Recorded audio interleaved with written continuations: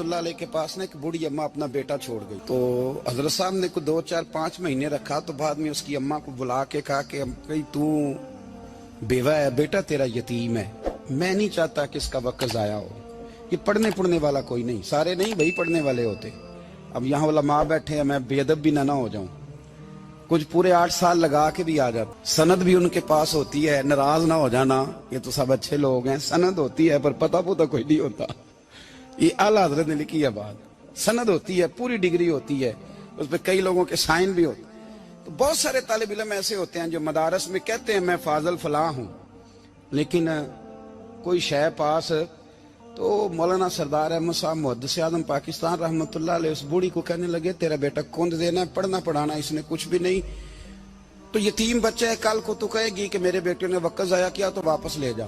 بوڑھی اماں رونے لگ گئی، کہنے لگی میں پڑھانے تو نہیں لائی تھی، میں تو آپ کو رب کا ولی سمجھتی ہوں، میں تو نوکری کرانے لائی تھی، نوکری۔ حضرت انس بن مالک کہتے ہیں میری اماں بھی حضور کی بارگاہ میں دے گئی، حضور کی بارگاہ میں، یہ نہیں کہا تھا کہ یا رسول اللہ پڑھا دیں، ہاں میں ذمہ داری سے بات کر رہا ہوں، یہ نہیں کہا تھا حضور مجاہد بنا دیں، یہ تھوڑی کہا تھا کہ یا رسول اللہ صلی اللہ تعالی علیہ وسلم سے مفسر محدث محقق مفتی بنا دیں۔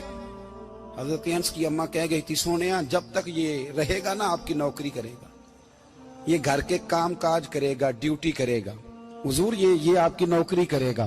تو میرے محبوب نے پھر دعا کر دی اللہ اسے برکت عطا فرما۔ تم سمجھتا ہے خدمت والا خالی رہ جاتا ہے؟ جتنا ذائقہ خدمت والے کو ملتا ہے جو اس کے نصیب میں آتا ہے وہ کسی کا نصیب کہاں بھائی۔ حضرت انس کہتے ہیں حضور نے دعا کر دی برکت کی، مجھے تو کھیتی باڑی آتی بھی نہیں تھی، پر لوگوں کے باغ میں سال میں 1 دفعہ پھل لگتا تھا، میرے باغ میں 2 دفعہ لگتا تھا۔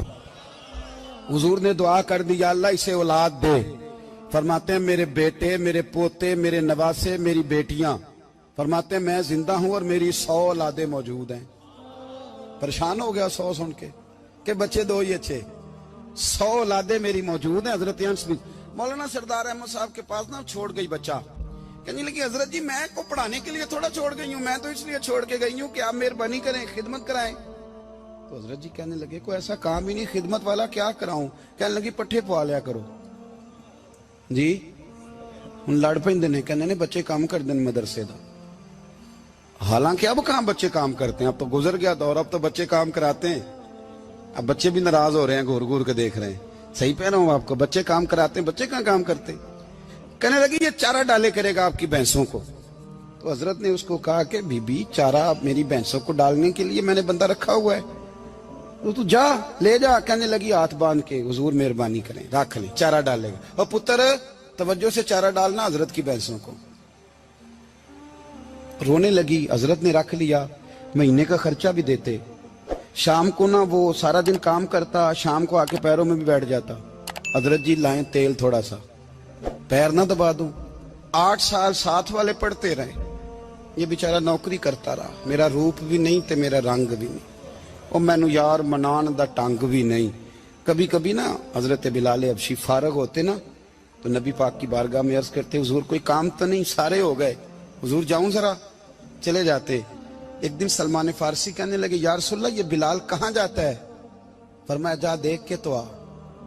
حضرت سلمان واپس آئے تو آ کے رونے لگے، کہنے لگے سونیا جب یہاں سے جاتا ہے نا تو جا کے سیدہ فاطمہ کی چکی پیسنی شروع کر دیتا، بی بی صاحبہ کے کام کرنے لگتا ہے، گھر میں جا کے اسنین کی ڈیوٹی کرتا ہے، وہاں بھی کام یہاں بھی کام۔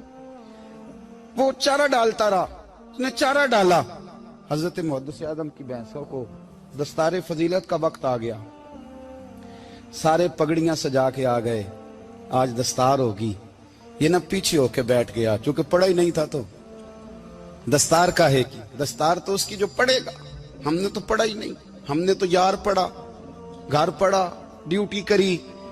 حضرت محدث اعظم رحمت اللہ علیہ کے ہاں جب اعلان ہونے لگا نا کہ اب دستار ہوگی تو حضرت نے پہلا اعلان اس کا فرمایا، تو مجھے والا بندہ کپڑے بھی کدی کدی بدل دے نا، وہ کہتا ہے جس حال میں بھی تھا میں پلٹ کے دیکھنے لگا کہ پڑھا پڑھایا تو ہے کوئی شے نہیں، یہ ماجرا کیا ہے؟ پیچھے سے اٹھ کے آئے تو کہتے ہیں باقیوں کی دستار کسی عالم نے کی، کسی صوفی نے کی، لیکن یہ بھینسوں کو چارہ ڈالنے والا جب آیا تو محدث اعظم نے فرمایا پگڑی کے بال کو کوئی ہاتھ نہ لگائے، یہ ساری دستار میں نے کرنی ہے. اور فرماتے ہیں حضرت بال بھی دیتے جاتے تھے اور آنسو بھی بہاتے جاتے تھے, ماتھا بھی چومتے تھے اور فرماتے تھے دستار کے بعد چلا تو نہیں جائے گا یار, مجھے تو عبادت بھی نہیں رہ گئی, مجھے تو چابیوں کو بھی نہیں پتا کون سی کہاں رہتی ہے, جائے گا تو نہیں تو رو پڑا, کہنے لگا سوڑیا جائے تو وہ جس کے پلے کچھ ہے ہو, آتا جاتا تو ہے کچھ نہیں, مجھے کس نے رکھنا ہے, میں نے کہاں جانا ہے, ادھر کہاں تو ادھر ہی رہوں گا. اس طالب علم کے سارے استاد بھائی کہتے ہیں اس نے دستار کرائی, پڑھا پڑھایا کچھ نہیں, پر جو مسئلہ اڑ جاتا تھا نا, وہ جو اڑ جاتا تھا نا, وہ جا کے اس سے پوچھتے تھے تو کتابیں کھولنے کی ضرورت نہیں پڑتی تھی. حضرت ام سلمہ رضی اللہ تعالیٰ عنہ کہتی ہے میں نے عرض کی یا رسول اللہ صلی اللہ علیہ وسلم میری بچی بڑی بیمار ہے, تو مجھے کسی نے کہا ہے یہ تھوڑی سی نشے والی چیز ہے, یہ بنا کے تیار کر کے دو صحیح ہو جائے گی. بیمار ہے بچی تو یہ نشے والی چیز ہے, اس کو تیار کر کے دو, تھوڑا نشہ ہے. اگرچہ بعض, میں نے شروع میں کہا, بعض لوگ مریض کو, سخت مریض کو ایسی ادویات جو مجبوری بن جائے اس کی گنجائش اور اجازت دیتے ہیں. محتاط علماء تو اس میں بھی بہت ساری چیزیں پہلے بیان کرتے, لیکن اس نے کہا جی میرا نشہ دینا ہے شفا کے لیے. حضرت ام سلمہ کہتی ہے میرے نبی پاک نے میری طرف دیکھا, میری طرف, تو میں نے کہا یا رسول اللہ آپ کیا فرمانا چاہ رہے ہیں؟ تو نبی پاک نے فرمایا ام سلمہ کبھی ناپاک چیز میں بھی شفا ہوئی ہے, کبھی ناپاک چیز میں بھی, کبھی شراب اور خمر میں بھی شفا ہو سکتی ہے. شفا رب کریم نے رکھی ہے پر شہد کے اندر رکھی ہوئی ہے, شفا اللہ نے رکھی ہے قرآن مجید میں رکھی ہوئی ہے. تو اس میں بھی کبھی یہ حضور نے بیان کیا ہے کہ اس کے اندر شفا ہو سکتی, تو امت کتنی دلیری کرتی ہے جو یہ مشورے دیتی ہے کہ اس کے اندر نشہ ہے, شراب ہے, تو وہ کھانسی چلی جائے گی تو فلانی بیماری چلی جائے گی. نہ آؤ ان چیزوں پہ, نہ اپنے ایمان کو خرابی دو, اور نہ ایسی باتیں کرو جس سے کہ ڈائریکٹ رسول اللہ صلی اللہ علیہ وسلم کے واضح ارشادات کی مخالفت ہو. میرے نبی پاک صلی اللہ علیہ وسلم نے فرمایا, اور پھر کچھ لوگ کہتے ہیں تھوڑی پی ہے جی. اب تو میں تجزیے میں پڑھ رہا تھا کہ ایسی شراب ایجاد ہو گئی ہے, لوگ شراب پیتے ہیں اور وہ مست بھی رہتے ہیں, کار بھی چلاتے رہتے ہیں, کہتے ہیں جی نہیں ہمارا ذہن معاف نہیں ہوا تو یہ والی صحیح ہے, نشہ نہیں لاتی. میرے نبی پاک صلی اللہ علیہ وسلم نے فرمایا جس چیز کی تھوڑی مقدار, زیادہ مقدار حرام ہے اس چیز کی تھوڑی مقدار بھی حرام ہے, جس کی زیادہ مقدار حرام ہے اس کی تھوڑی بھی.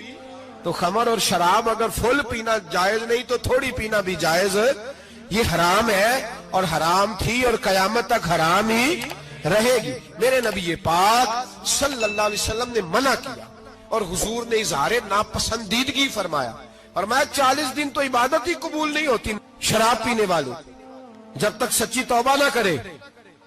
یہ لفظ جب ادا کرتا ہوں تو شرم سے میری زبان لڑکھڑاتی ہے کہ یار درباروں پہ بھی نشہ بکتا ہے.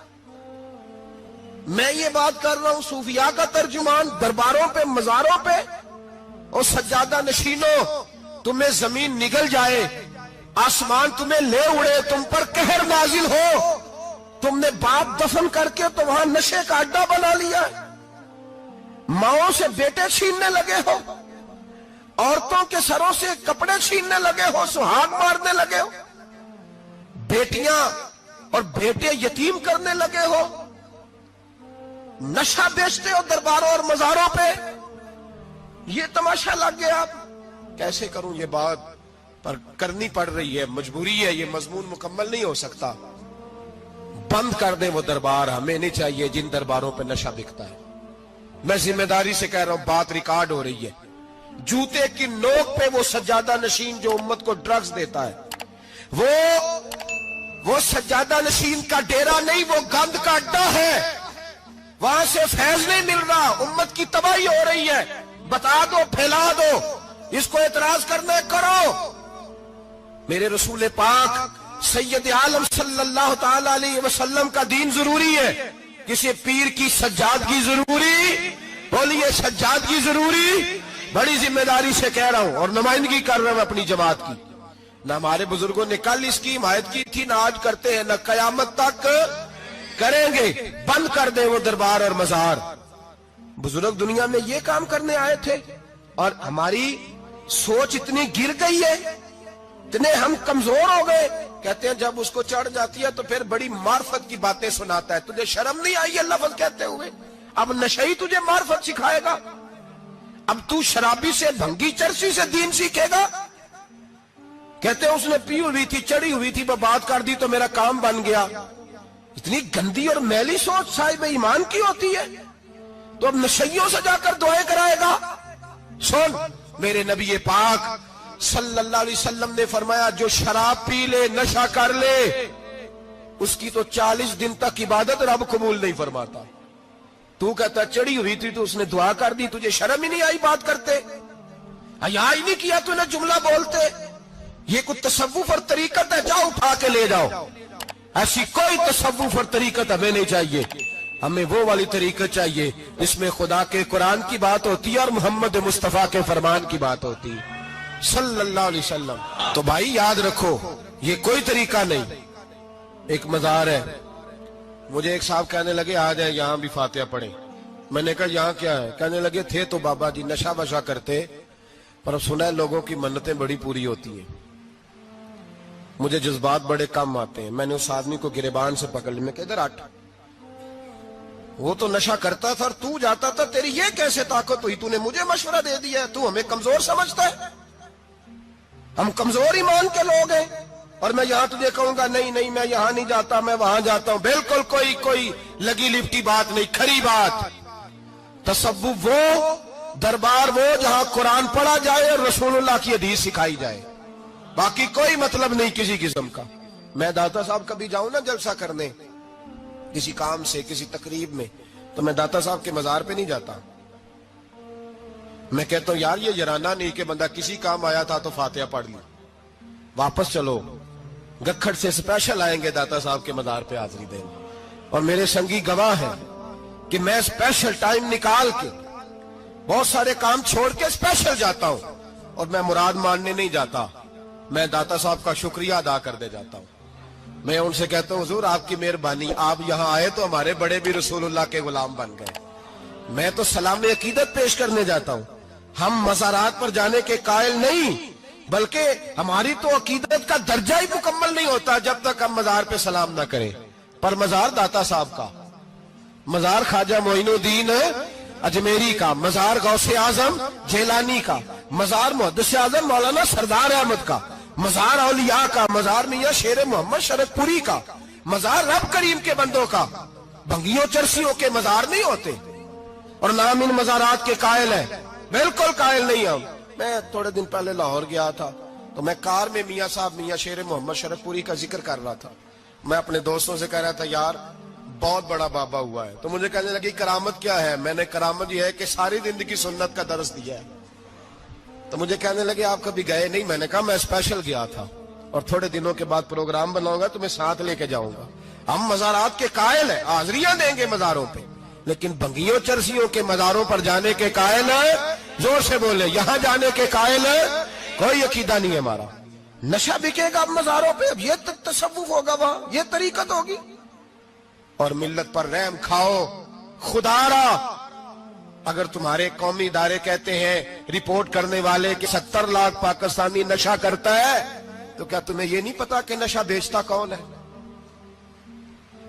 کیا تمہیں یہ نہیں پتا کہ ڈرگز کا کاروبار کون کرتا ہے؟ اگر تمہیں یہ پتا ہے تو کیا یہ خبر نہیں تمہیں کہ ان رگوں پر یہ خون اتارتا کون ہے؟ میں اپنے بزرگوں سے معذرت کے ساتھ, نشے کا آغاز, ناراض تو نہیں ہو جائیں گے بزرگ, نوجوانوں کو میں لتاڑ لیتا ہوں لیکن بزرگوں کی عزت کرنا سنت ہے. تو میں بزرگوں سے معذرت کے ساتھ, یہ یوں سمجھ لیے خوگرے حمد سے تھوڑا سا گلا بھی سن لے. نشہ سگریٹ سے شروع ہوتا ہے, سگریٹ سے. میں تمباکو کو حرام نہیں کہتا, یہ فتویٰ نہیں دے رہا. تمباکو کا حکم وہی ہے جو مولی کا ہے, جو کچے پیاز اور لہسن کا ہے, کہ آپ جب کھا لیتے ہیں تو منہ سے بدبو آتی ہے, تو آپ مسجد میں آئے تو آنے سے پہلے مسواک کریں, منہ صاف کریں, پھر آپ آ جائیں. تو جائز ہے, مکروہ ہے لیکن حرام ہے. لیکن تمباکو سے آگے جب حالات بڑھتے ہیں, تجزیہ نگاروں نے لکھا ہے کہ ہمارے پنجاب کے کچھ علاقوں میں اب سگریٹ سے نکال کے نا، پہلے بھی بھرتے تھے لوگ اس میں بڑا کچھ، اب پتہ ہے کہ نیا نشہ ایجاد کیا ہے، اب اس کے اندر چرس بھی بھرتے ہیں اور چھپکلی کو مار کے سکھا کے خشک کر کے اس کو پیس کے وہ ساتھ نشے کے ملاتے ہیں، اور اس کا حال یہ ہوتا ہے کہ آدمی کو زیادہ نشہ ہوتا ہے، اور کہتے ہیں وہ اتنا گند ہے کہ وہ آدمی کسی کو دانت بھی لگائے گا تو وہ بندہ بھی بیمار ہو جائے گا۔ کیا یہاں لوگ اسپرٹ نہیں پیتے آپ کے ملک میں؟ اور ہم کبھی سڑک پہ جاتے ہیں تو نشئی کو دیکھ کے مذاق کرتے ہیں، دیکھنا میں ہارن لگاؤں گا تو گاڑی کے ہارن سے گر جائے گا، لیکن تجھے پتا نہیں کہ یہ کسی ماں کا بیٹا ہے، پتا نہیں کسی بیوی کا شوہر ہے۔ ایک ہمارے دوست ہیں، بزرگ ہیں، ان کا داماد فوت ہو گیا، نشہ کرتا تھا، تو میں تعزیت کرنے ان کے گھر پہنچا تو کھڑے ہو گئے ہاتھ باندھ کے، کہنے لگے حضرت صاحب باقی ساریاں گلاں چھڑ دیو، صرف نشے تے تقریر کریا کرو۔ وہ جب جیتا تھا تو تب بھی اس کے بچے یتیم ہی تھے، یتیم ہی تھے۔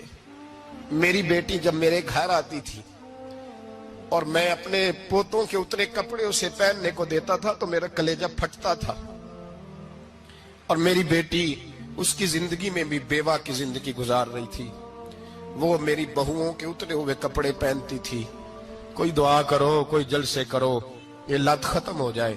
اور کہنے لگا اب میرے وہ چلا تو گیا ہے، دادا دادی اس کے پہلے کوئی نہیں، چچا ہے کوئی نہیں، جب تک تو میں زندہ ہوں ان نواسوں کو کوئی روٹی کا لقمہ، کوئی کپڑا مل جائے گا، لیکن سوچتا ہوں میں بوڑھا ہوں، مر گیا تو ان کو کوئی پوچھے گا بھی نہیں، کون ان کی خبر۔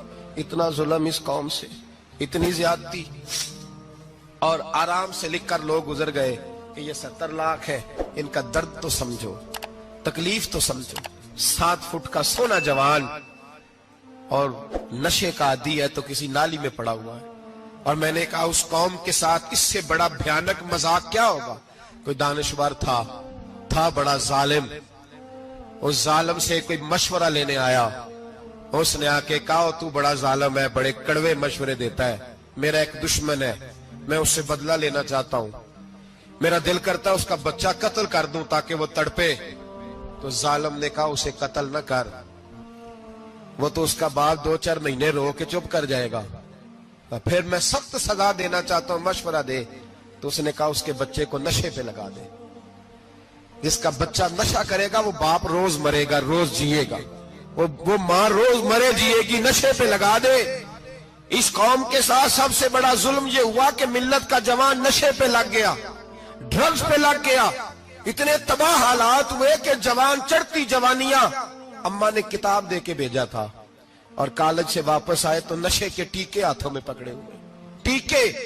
اور آپ کے اس ملک کے اسلام آباد میں ایک دن میڈیا نے وہ خبر بھی وائرل کی اور وہ چیز بھی دکھائی لوگوں کو، 3 مہینے کا بچہ لے کے نشئی سڑک پہ آ گیا، اس نے کہا میرا نشہ ختم ہو گیا، میرا بچہ خرید لو، 2 پڑیاں دے دو۔ تو وہاں بیبیاں جو سن رہی تھی وہ بھی چیخے مار کے رو رہی تھی۔ یہ ظلم کیا اس قوم کے ساتھ، اور کرپشن کی لعنت نے اجازت دی سپلائی کرنے والوں کو کہ گلی گلی بیچے، گلی گلی۔ انہوں نے کچھ تھوڑا ظلم نہیں کیا ان حکمرانوں نے، اور ہماری اپوزیشن اس کو نہ صرف اتنا پتا ہے کہ یہ جائیں اور ہم آئیں، اس سے زیادہ کوئی غرض نہیں۔ بھائی کرپشن کے خلاف نکلے ہو تم، نشے کے خلاف کس دن نکلو گے؟ جوئے کے خلاف کس دن؟ قوم تو مر رہی ہے نشے سے، اس کے خلاف میدان میں کب آؤ گے؟ صرف اتنا ہے کہ یہ جائیں اور ہماری باری آئے، اس سے زیادہ کچھ نہیں۔ جتنے مجرم وہ ہیں اتنے ہی تم بنتے جاؤ۔